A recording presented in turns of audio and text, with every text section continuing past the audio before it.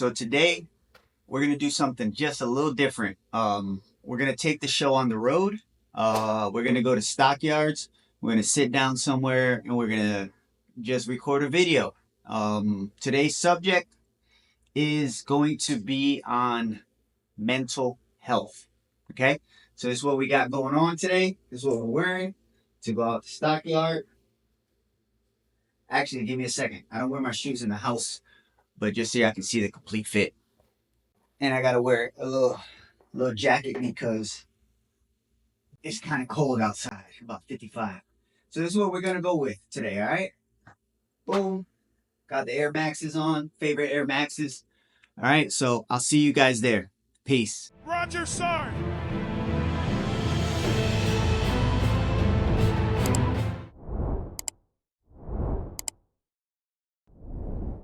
All right, guys, so welcome to the Roger Sarnt Podcast, where we talk all things Army, and I'm your host, Sarnt Cruz.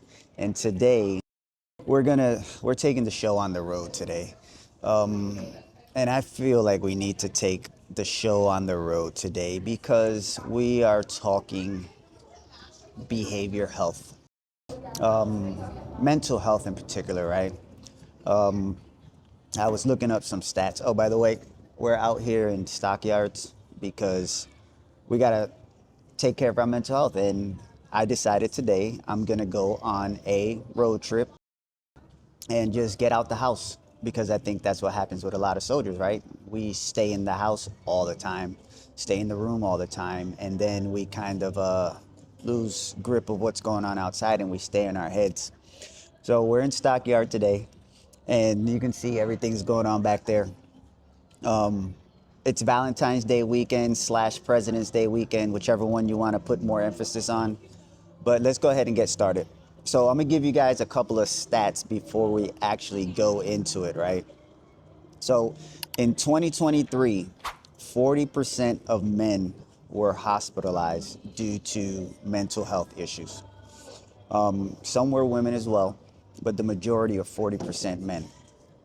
And the length of that stay ranged anywhere from 5 days up to 34 days. In 2023, 523 troops died by suicide, right? That's that 22 a day. So 23 suicide. In 2023, the suicide rate was higher by 9% than 2022. And most of these suicides were young enlisted men. And the primary method was firearms. So with all that being said, I felt that this has to be spoken about, it has to be talked about, and what better way than to talk about this in the open so everyone can hear it. All right, so let's talk EBH, mental health issues, right? So there are several types of issues when it comes to mental health, right? So you have depression. A lot of times people don't even know they're depressed. I can tell you myself that I've been depressed before, especially after my divorce, and I had no clue. But my body told me I was depressed. I was always tired. I was overeating, so I got fat. There are many things that people's bodies react different to depression, but that is a sign and symptom. Anxiety is another one, right? That you just can't focus, can't stay still. You're always kind of looking around. It's just like the anxiety. You're always nervous at something. So those are kind of like factors that you have to think about. PTSD itself, whether you've deployed or haven't deployed, there's some sort of PTSD that goes on within any type of stressful symptoms or stressful situation, because it's post-traumatic stress disorder, right? Post-traumatic, any trauma to whatever it is PTSD to that situation. So you can either get it from going across the waters, or you can get it from just your childhood. So it all depends on that. Then you have substance abuse disorder, which I'm not gonna lie, most of us, we in the Army, what we'll do is we drink a lot. We drink a lot. But the thing about it is, what we do is we mask it as fun. And in reality, a lot of us just overdrink. If you're blacking out when you go out to drink, you have an issue, right? So these are the things that you got to think of. So we just talked about the type of issue. Let's move into the stigma. And what I mean by that is reasons why you would not address those issues. And a lot of times it's because you don't want to seem weak. You're either labeled as weak because there's a stigma, right? At least we think about it. I've had multiple people that want to put in warrant officer packets, and because there is a stigma to, if you have ever seen behavioral health, you won't get accepted. Whether that's true or not, I cannot confirm nor deny. We always say that it's not true, but I don't know. I can't confirm nor deny that. But I will say that some people think that they're weaker because they're addressing their issues, and many times it can be a cultural issue as well. Like my grandma, she never wanted to go to the doctor until she got like really, really, really bad. I don't like taking medications. I'll see the doc, but I hate taking the medications that they give me. Some people just don't go to the doctor at all. They're like, you know what, I'll thug it out. So those are some reasons that it can be stigmatic. Another stigma in the Army is that, or maybe in the military in general, is that you're trying to get out of work, right? A lot of times, like you have an appointment, and it'll be like, well, you're just trying to get out of work. You just don't want to come to formation, or what have you. And even if it starts out that way, let's say for instance it did start out that way, I just want to get out of work. But the individual is going and trying to get help, and that's the main concern as a leader that you should have. So if they're going addressing it, ultimately they do get the help. I think it helps in the long run. And us as leaders, we can't be looking at things that way. I think it's a deterrent to the soldiers when we do that. Another thing is, you personally may think it affects readiness, or your leadership kind of sells it to everyone, or kind of like tries to deter people from getting help. Whether it's a medical condition, whether it's physical therapy, whether it's behavior health, a lot of times leaders will try and say, well, you're going to mess up our numbers or whatever it is, or you're non-deployable. That's the big issue, right? So all those reasons right there can be stigmatic. Now let's talk about how you can overcome, like when you're feeling down and dirty, when you're feeling like there's no help. Because for those soldiers, for that 40% of soldiers that were hospitalized, for those 523 troops that died in 2023, they felt that there was no way out, right? They felt that they could not overcome whatever it is that they had going on in their head. One way that I personally have been dealing with my depression or my anxiety or whatever it is that I may feel at the time or have been feeling is exercise. There's a movie, it's called, I can't remember the movie, but she says endorphins, because exercise induces endorphins, and endorphins make you happy, right? She said endorphins are like happy pills or whatever it was. But my point is, exercise is a good distractor, and it does nothing but anything good to your body. That's all it does. It does you good. I also seek therapy. I see a therapist off post, and it helps. So you have Military One Source. You get some free sessions. You have EBH, and then you have off post referrals. You have the MFLAC. I made a whole video on the MFLAC as well. I break that down on how to use MFLAC. But all of these ways are ways to talk to someone, right?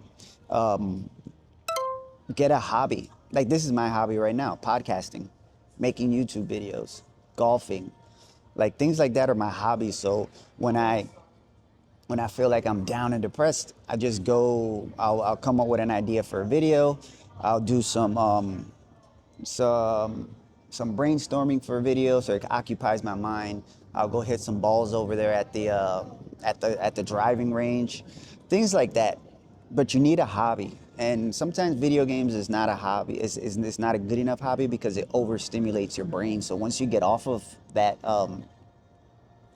once you get off of the video game, like your brain is still stimulated, which is why you're not supposed to play video games before you go to sleep. But yeah, talk to family, stay in touch with family. I talk to my mom every day, either whether it's by text or she FaceTime me, which is the most hilarious thing in the world because she never knows how to get off of the FaceTime. And get out the house, get out your room. Like right now, I'm in Stockyard. It didn't cost me anything to come up here, just gas. Well, I have an electric car, so but for you it would be gas.